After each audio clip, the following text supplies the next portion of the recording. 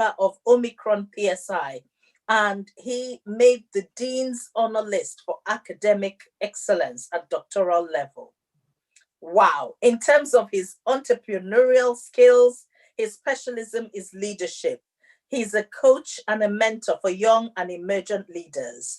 And he was recently featured in a special online broadcast by a very popular lady who has been on Lord Sugar's You Are Fired and You Are Hired program. So he can tell you all about that.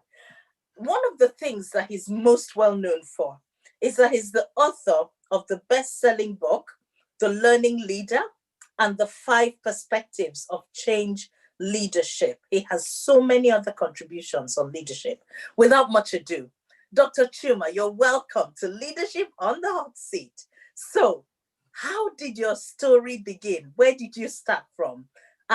Tell us as far back as you remember. Did you always want to be a leader, a high flyer, a diplomat? How did it all start? Over to you. Thank you, Professor Iwo, for inviting me to this platform. I'm quite pleased to be here. And I wouldn't take so much time, in commenting on the things you have said so far. But what I would like to say is that I got into leadership without realizing what leadership was. And at the time, I didn't understand what leadership was. As far back as I can remember, it was in my primary school.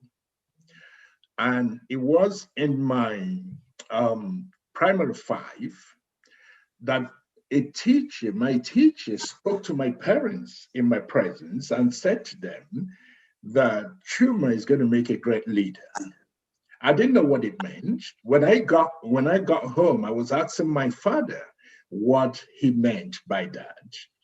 And my father tried to explain as much as he could. But what I realized up till the time I became fully aware of what leadership was, is that I was always a first choice in many of the things I got involved in. I was picked, to captain my football team in the primary school. That is my school team, football team. I was also the captain of my football team in the secondary school. And then I was the vice captain of, there is what used to be called the National Sports Festival. Right. And then I represented Imo State, as an intermediate Trojan footballer. And I was the vice captain at that time. And then got into the university and, got into the school team and was playing football. I played alongside Chuka Iwobi, your brother-in-law, and I played, with Murphy, Leonard Murphy, who was a goalkeeper. And then we went on from there.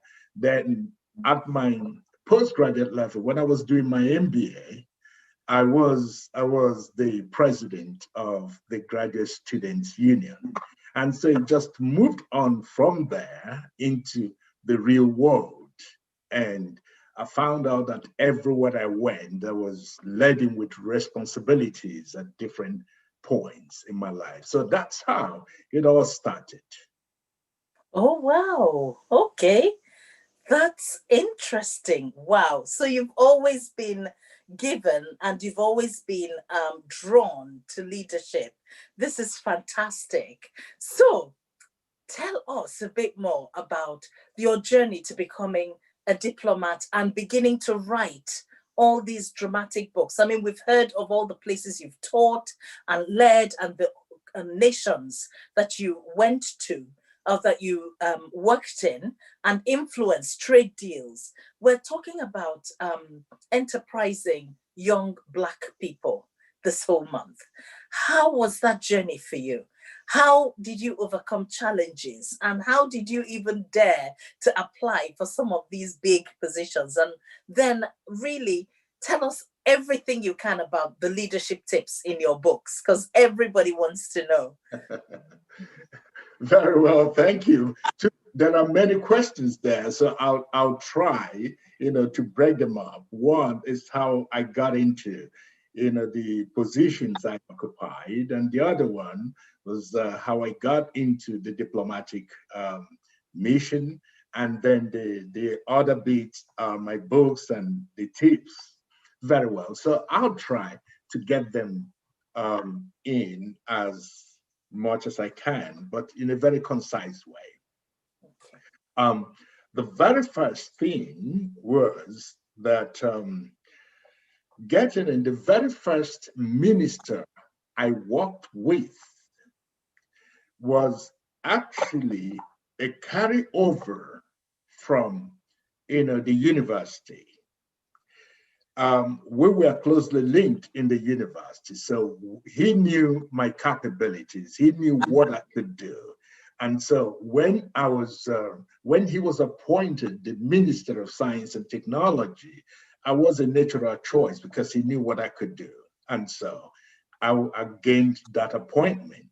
Mm. And when he left the office and a new minister came, um, the minister, according to him, because I didn't know this, it was something that was working from behind the scene, but I later got to know it. He called for 10 files from science and technology on Yeah. whom he wanted to appoint as his special assistant and his personal assistant.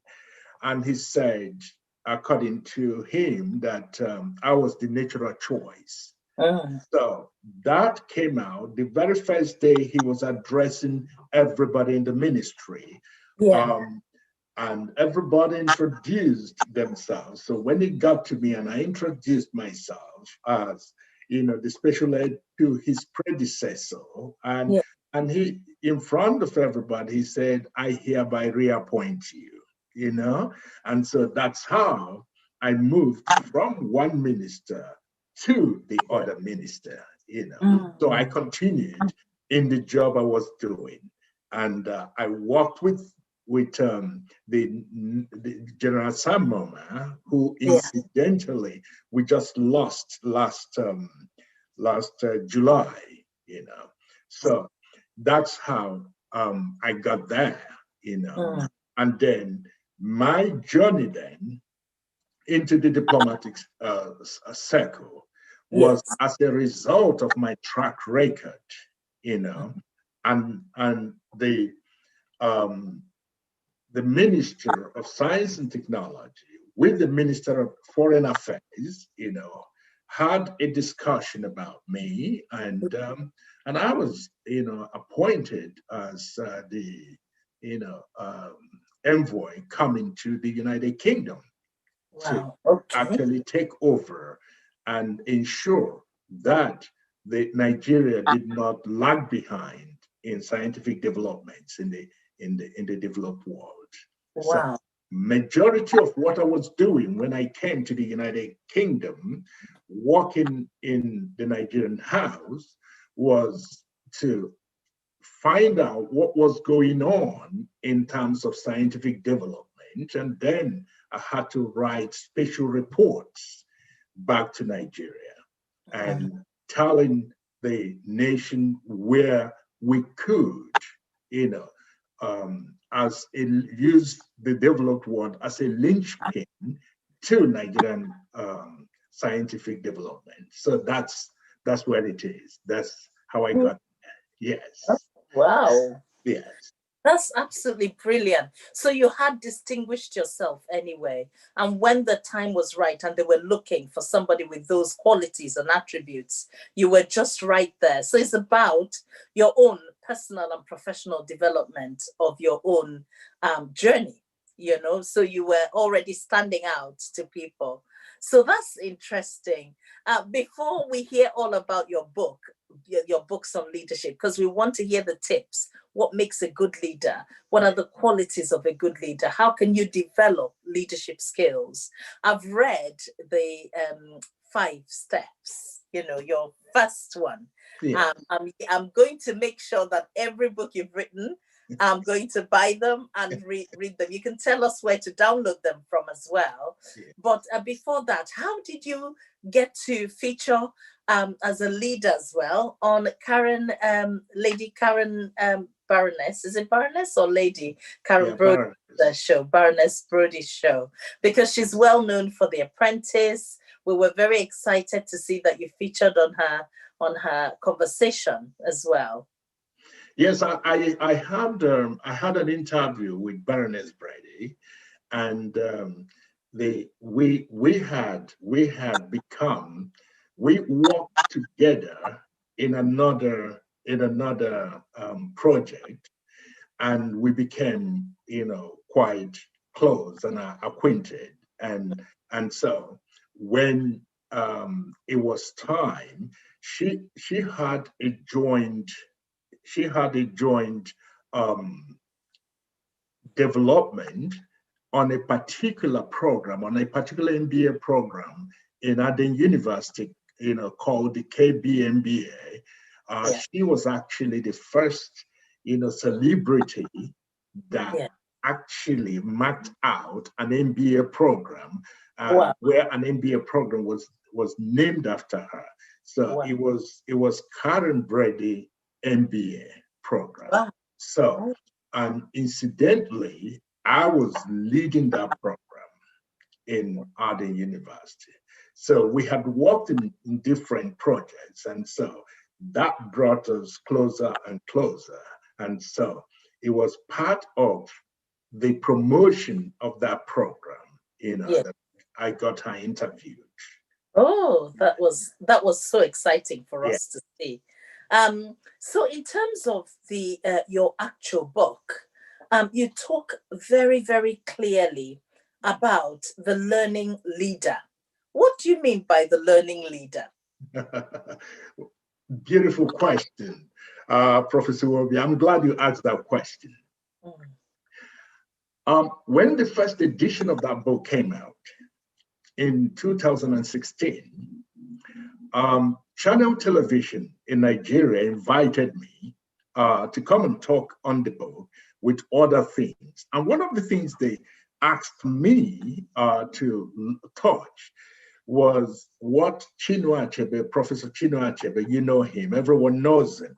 Yes, he was very prolific in his writings.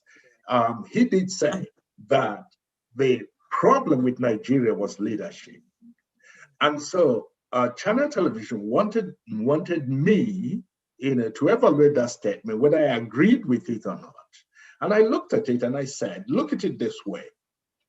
Nigeria does not have the problem of leadership.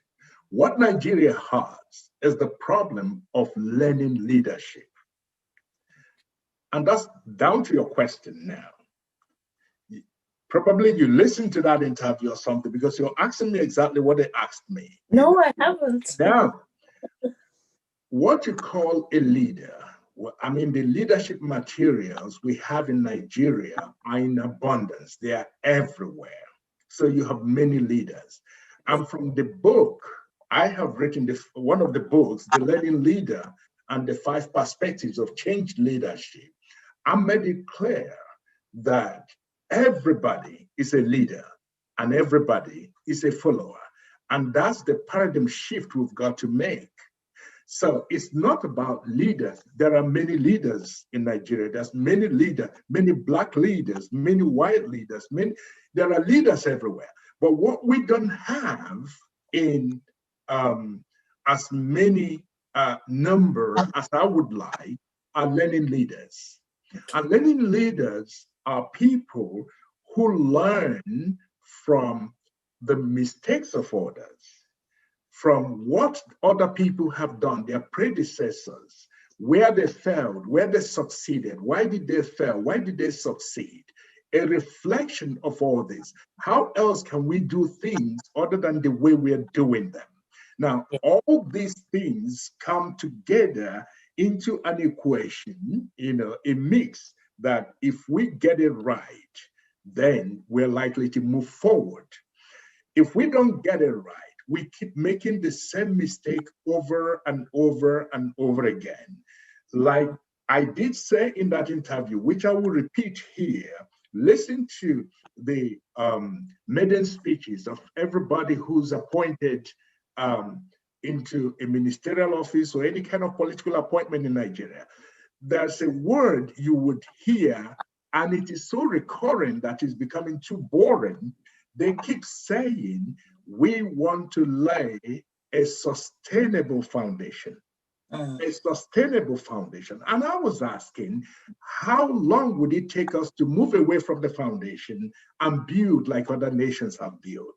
The reason everybody keeps talking about building a sustainable foundation is because we don't have learning leaders. If we have learning leaders, we would rather be building rather than laying foundations, because there are others who have laid the foundation. And if we, as leaders, would like to, build, instead of destroying everything that is there to start all over again because we're not learning, then we would have gone far as a nation, especially in Nigeria. We would have gone very far, but we're not going, we're not moving like other nations simply because we are not learning. The learning leader, therefore, is a leader who reflects, a leader who learns, a leader who asks questions, a leader who would not throw away the gains of the past in order to build towards the future.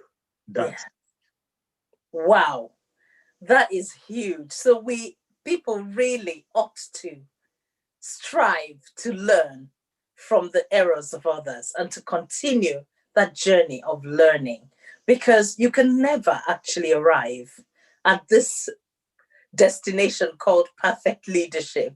We live our lives and we continue to learn, each in their own sphere. But if we could aspire to be learning leaders, that is incredibly powerful. So you also talk about the 5 perspectives of change leadership. Can you give us just those 5 top tips in summary? Because people may not ever have heard of your book. And I want to give everyone a teaser of what the book contains so that they can actually go forward and go and buy them. Yeah. Indeed. When I talk about the 5 perspectives of changed leadership, there is a central thread running through those 5 perspectives. One of them, that major thread, is change in itself. Okay. Change, everyone knows, is constant. Change is constant. And so as things change, how do we respond to such changes? So I look at principles of leadership. Yeah. One of the perspectives is principles of leadership. Then there is the purpose of leadership. Then there is the process of leadership. Yes. Then there is the pitfall of leadership. Okay. And there is the person of the leader. So these are the 5 perspectives of changed leadership. And each of these are huge areas of leadership that can be explored on their own. If you pick up the principles of leadership, it can be explored on its own. If you pick up the process of leadership, it can be explored on it. If you pick up the pitfalls of leadership, why do leaders fail? And what can we do to avoid that? You pick up that. But where I would like to talk a little bit about is not on all of them. I just want to talk a little bit about the person of the leader. Everything in leadership flows from inside out. Mm-hmm. And every good leader starts from himself or herself to move out. For every public performance, there is a private practice. Yes. it doesn't just happen. You got to deal with your issues first and foremost as a leader before you can help others.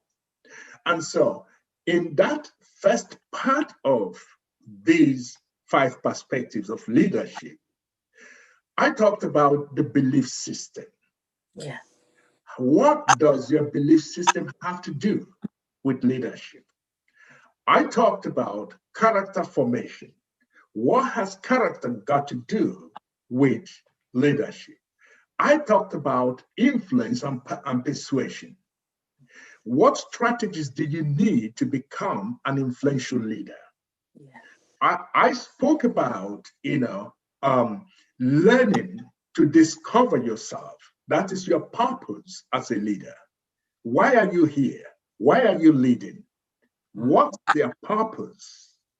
If you don't have a purpose, you are wasting time going what if you don't know where you're going. Let me put it this way. Every direction seems like the right direction. Mm. So you've got to know, you got to define where you're going. So I talked about that. I talked about your communication as a leader, how others perceive you, your level of credibility as a leader. So those are basically some of the key things I put in. For example, I tell you what, I developed a model in that book. It's called the NEAR model. That is the model that helps you to develop your self-esteem Yeah. as a leader, to Mm. develop your self-concept. Mm. And this model, it's a simple model, but it's a very effective model. When your self-esteem is dented as a leader, how do you restore it? How So do you get it back?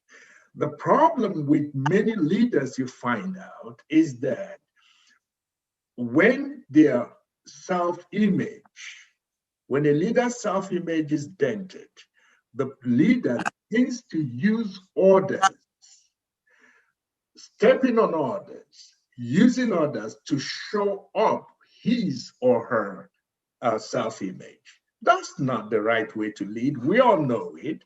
We've had leaders, worked with leaders who use others to look good. that's But that's not the way. How do you do that? How do you get yourself ready before you can get others ready? So mm. self-leadership is the first core. And I thought talking about this, is going to help leaders. But one of the other things I spoke about in this first area, because this is a 21 chapter book, and it is about 420 pages. And it took me over 4 years to write that book. So there is so much in it that cannot just be, explained in a few minutes. Mm. But there is something. I don't know about others. At a point in time in my life, I was asking this question. I was saying, why are some leaders more effective than others? Yes. And through the exposure I had, the benefit of the exposure I had during my diplomatic mission, I met so many interesting personalities, very important people in the society. Now, what people ask others when they meet them and they think they are successful, they will always say, "What's the secret of your success?" Yes. No, I never asked that question because every leader, successful leader, expects that question. So once you ask that question, they give you an cuff of the link answer: work hard or work smart. I Yes. didn't want that. I wanted to know exactly what made them actually tick. So what I asked them rather that always took them aback was, what questions do you ask yourself regularly? That's the question I asked them. Mm. And without exception, all of them would take a minute or two to think about it before giving me an answer. And so I got what I was looking for. I had so many characteristics coming out from each of the leaders. And when I was doing these interviews, it's not in this era of internet, you just type and you can get whatever you want from a person. Many of those people didn't know themselves. But after I had interviewed them, I put all their characteristics together and I found 7 core habits that are common to all of them. Okay. They didn't know themselves. Many of them didn't meet themselves. Many of them may never, maybe now during this era of internet, yes, but then they didn't know themselves. But 7 things stood out in all of them. And those are the 7 things I put in chapter 3 and chapter 4 of the Learning Leader. So, wow. Wow. Now, everybody, if you're not keen to hear those 7 things, I don't know what you're listening to. I'm very excited. I mean, when I got this book, I mean, you can stream it from Amazon. You can stream it from where else can people buy it? Are they on bookshelves? And they're in where any books are sold. But the easiest place to get it is on Amazon. Okay, Amazon, do it, and you can get it on your Kindle. I mean, it actually explores answers to 43 intriguing leadership questions that you might have. So anybody who's thinking of understanding leadership more, their style of leadership, their what is self-leadership, how do you empower yourself and lead successfully? Is there a model for self-leadership? How do you grow your self-esteem? How do you discover your purpose as a leader? All those things. And they talk also about the paradigm shifts that every leader must make in the 21st century, and asks you, you know, what are those key questions that you have? How do you know what you know, and how do you retain what you learn indefinitely? So that's in chapter 2. So it's talking a great deal about developing 7 core habits to differentiate yourself, and that's in chapter 3 and 4, isn't it? So I wanted to check with you, Chuma, what if you could say, just take 3 of those 7. Let's leave them to read the book to get the rest. But just take your top 3 tips on those core habits a good leader should develop, and should, because there are many leaders in Wales who are listening, and people are listening in America today, friends, and they're listening in Nigeria, they're listening in Zambia. You know, we have amazing leaders. One very faithful leader who listens every session is my fantastic Yemenis leader, you know, in Newport, Yemenis community. Reggie always has a question for every leader on the platform. So he's told me he's ready and he's typing up his questions. So people like Reggie are leading the Yemenis community, young children, you know, families that are going through this pandemic lockdown. What kind of skills, what are those 3 top tips that you could give to a person like Reggie or others who are listening, who lead grassroots community groups and who are challenged in terms of fundraising, that he could, you know, imbibe and learn and develop to grow his position as a leader here in Wales? Okay, let me divide it into 2. Okay. The first part of your question is trying to understand some of those core habits. Yes. Of very, very effective learning leaders. And the second part of it is the tips. Yeah. Okay. So let me take on the first one first. Yeah. Now, I said there are 7 of them, but let me give you 3 of them, but I will not go into depth into them so that people can let them find out for themselves the depth of it. Yes. The very first thing I found for every of those, there were 120 people I interviewed. Wow. 120 leaders I interviewed. And those 7 core habits came out of them. The first one I found out was flexibility. Mm. They understood very clearly that things change. Each of them understood it.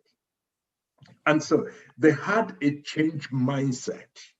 It's not a mindset of maintaining the status quo. No, they were preempting changes, and all of them were change leaders, not necessarily change managers. There's a difference between the two of them, you know. Mm. So they were anticipating change, and sometimes they caused the change to take place in the Yes. organizations and in the things they're doing.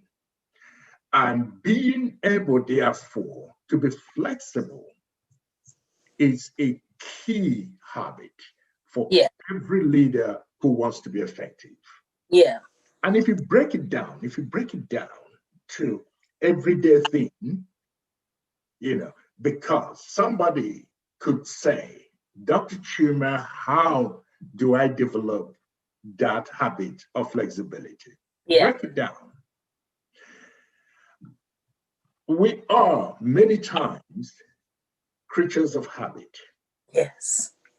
Okay, you probably have not noticed that there's a particular way you brush your teeth every morning. Mm. Have you thought about if you use your right hand to brush your teeth every morning? Have you thought about using the left hand? That's the way you wear your clothes every day. Mm. You're trying to develop, remember, the skill of flexibility. Okay. Mm. How do you develop that? You start with little things. Yeah. Do you put on your clothes, your top clothes first, or do you put on the trousers or skirt first, or Mm. whatever? Yeah. Take being mindful and very, very conscious of those little acts. Do you eat with your left hand or do you eat with the right hand? Can you Yeah. change them? How do you come back home from the office? Do you follow a particular route or would you consciously follow another route? What I am saying are everyday things we do. When Yeah. you putting on, when you putting on opening your door, do you use the right hand or the left hand? Mm. So being conscious of this and making effort to use the one you don't use usually is pushing the boundaries towards flexibility. Yes. Okay. I've just had a text Yes. that the our leader from the Yemenis community is downloading the Learning Leader now from Amazon. He's just bought it and he sent Amazing. a picture of it to show It me. is is going to benefit him a great deal. It Oh, will. hear that, Reggie. It's going to benefit you, definitely. Yeah. That book, I didn't know it could go across the globe the way it has. I didn't know it. When I was writing it, I didn't know it could move the way it moved. But that book has become very successful in, in Europe, in America, in Asia. One of my students, ex-students, MBA students, took the book to India, and that's how it all erupted from that area, you know. In Well, he Africa, said, he's yes. texted you, he said, God bless you, brother, for writing this book. God bless him too. It's So, amazing. yeah, so you Yeah. were on flexibility. Yeah. We're nearly out of time and we're having questions coming through. So I need you to focus on the other two tips you were also going to give us. We've heard about flexibility. Very well. The other one is probing. Okay. Probing is another word for questioning. Mm. Don't take anything on the face value as a leader. Yeah. Question and challenge everything. Okay. And you will be able to know the things to follow and the things not to follow. Yeah. And the third thing I would like to, talk about, is adaptability. Mm. Adaptability is similar to flexibility, but slightly different because the platform is about platform, operating from one platform to the other. And I use a number of examples in that book, like, Mandela, Nelson Mandela, and the way he adapted his life, different areas and stages he found himself. So those are the three I would leave. Find out the rest, the other In the four. book.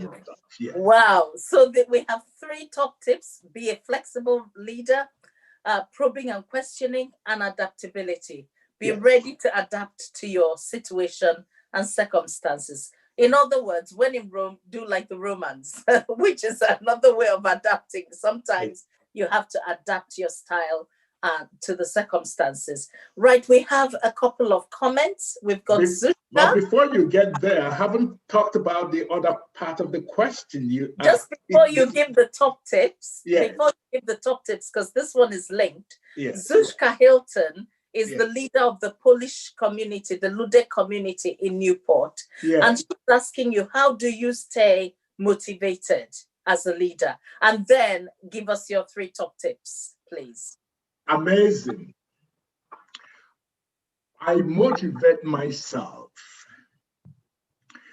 We know generally, and that links into the other book I've written, how, motivating learners in higher education sector and all that. You see, many people wait for others to motivate them, which is great, We all know, the broad categories of intrinsic and extrinsic motivations, but it is always good to rely more on self-motivation, which is intrinsic, than on the other one. Now, for me personally, I have things I do regularly every day to motivate myself, every single day. Motivation is like beards. It's like beards. If you don't shave it, it's going to come out, So you keep shaving every day, if you want to stay clean, clean shaven, So that's the same way motivation is. You wouldn't say because I got motivated yesterday, today I would not do what I had to do. There are self-affirmations. Yes. I go through every single morning. Wow. I create a future for myself. I create this future and I walk towards that future. And with the vision I set, one of the things that motivates me is setting targets and setting visions. Yeah. They are like a magnet that pulls me.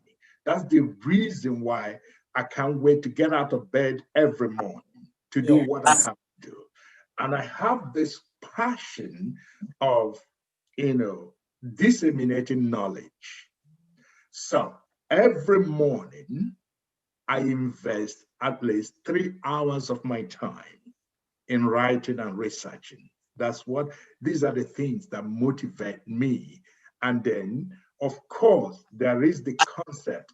I am a Christian. So I pray and I thank God for all his goodness in my life. And it kind of brings back a lot.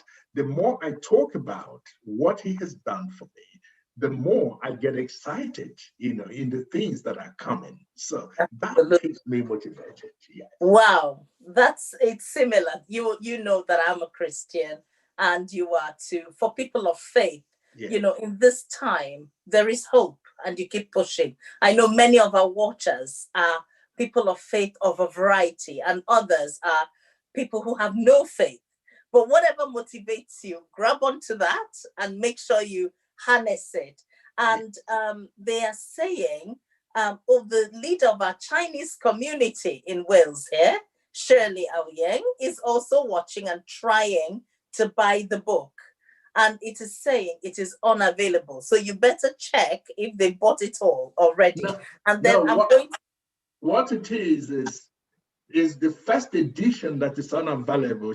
The passage you put in second edition, which is the latest one. Yes, Put the second edition, yeah, Shirley, and and that will you be should be able to download it. So that's great. Well, I'm taking a huge percentage of all the sales that happened during this talk. indeed, indeed, So indeed. give us your three top tips, because we've got literally 3 minutes to go. Number one, seek knowledge. Okay. You cannot function effectively, consistently as a leader beyond what you know. Okay. Number two, gain economic empowerment. You see, dependency evokes exploitation. Yes. If you depend on others for your financial sustenance, then please do not complain if you find them exploiting you and your capabilities. Absolutely. The third thing, find a mentor. Wow. Find a mentor. I have been very fortunate throughout my life that at every point in time, I had mentors that showed me where to go, how to go. And the fourth thing I would want to stir up those leadership qualities within you, stir them up. Many people are, very satisfied just staying back, being so laid back and say, wow, you guys lead me, wherever you lead me, I will go. No, no, please. In leadership, you don't do that. You got Yeah. to create your own roadmap as a leader. You got to Yeah. create your roadmap. And if you Wow. don't create your roadmap, don't complain. If the Exactly. roadmap others have created for you don't suit you, Oh, wow. that's the way That it is. huge. That is such huge learning. Wow. Be careful. If you don't create your own roadmap, don't be shocked if the roadmap others create for you does not suit. In fact, if you don't build your own narrative, don't be offended if others impose a narrative on you. So have the power of self determination Yeah, and state who you are and stand in your power, no matter how small that power is. Be indeed, confident in it. Absolutely. indeed. Well, Mehala, your dear friend and my Yes, brother in law, whose son is playing for yes, Nigeria right now. yes, Alex, go Alex. He says, Chuma, you and I go back a long way, and I yes, always reminisce about the good old days at university. yes, You have been a fantastic role model to Murphy and I, and yes, your numerous fans. You have yes, fans, you see, outside of leadership. yes, What stands out for me is your humility and your fear of God and your willingness to help others. yes, Like every single leader who's come on this platform, you've all given your time free of charge to yes. develop others. It is absolutely wonderful, and I thank you. I really enjoyed your interview of Baroness Karen Brady a while ago. Now you'll have to help me get Baroness Brady here to talk to Wales. Indeed. My question is, how do you manage your incredibly busy work schedule and still find time to perform your duty as a father and mentor to your 4 beautiful children? That is a really, I know we're literally out of time, but can you please address this? How do you manage your work schedule to be this leader, tell about it, travel all these places, and still be a father and a mentor to your 4 beautiful children? Thank you, Chuka Mehala. You won't be for your question. Yes, um, it's about time management. Each of us have numerous responsibilities, but compartmentalizing those responsibilities is important. It's about going through it's like one of the laws I put in the 12 laws of money for young leaders, right? That book has a lot of guidance and a lot of things that help young leaders not to make the mistakes the older ones have made. Yeah. Incidentally, I worked with some of my mentors I worked with, and some of the ministers I worked with were incredibly effective in time management. So it rubbed off me, and I learned a few things. Compartmentalize these things. Set a time for each thing. Set a time for your family. Set a time for your work. Set a time for your writing. Set a time for your research. Set a time for anything you want to get involved in. If you don't create the time cannot create itself, you know? So time is very cold, impatient, constant, and so if you align yourself to that level of impartiality and constancy with time, if you walk with time, time will walk with you. That's the way it works. You just have to align it. You have to make conscious effort to bring out time for everything. And that is incredibly that's the way I manage my time. You know, Wow. I try not to, mix up things a lot. So I manage my time. But my talking, just moving a little after that, when you were talking about the leaders of Yemen, and the Chinese and the people in Wales, can I tell you something, Prophecy Worthy? Let me tell you something. I made a few mistakes when I was growing up in terms of time management, in terms of the things I wasted a bit of my time doing, but I learned. And my passion right now is to make sure that no young leader ever loses the time that I lost. Mm. Yes, that is my passion. I create trainings for them to do that, you know. Oh, okay. Never mind about that, because the current training I have is for, making people realize that employment is good, but business is better. Mm. Yes. So I'm training people right away on how to become entrepreneurs. That's what I'm going. Yes. Wow. That's fantastic. So that's another time I've set for that. Yes. Yes. Oh, wow. Well, we are seriously 5 minutes out of time. And I do thank you for stretching above and beyond. Just before we say goodbye to Dr. Chuma Osuchukwu, we want to remind ourselves of his 3 tips that he's learned from talking to so many world leaders, and they mirror similar information. 1, flexibility. 2, probing and questioning. 3, adaptability. And then to talk about your own 3 top tips, which you gave us 4. Seek knowledge, gain economic empowerment, because your dependency on somebody else involves exploitation. And many times, as small charities, we depend on funding from funders. And many of us end up feeling so resentful because the level of humiliation, you keep submitting, they say no, you keep submitting, it can really browbeat you into feeling you're not good enough. But I want to encourage all leaders, honestly, all leaders be encouraged. And Reggie says, Dr. Chuma, I feel so honored and so blessed to have heard you speak. Very blessed to have heard you. And they have downloaded, Shirley and Reggie definitely have downloaded your book, and they're going to be sharing knowledge in their community. Also, you talked about find a mentor.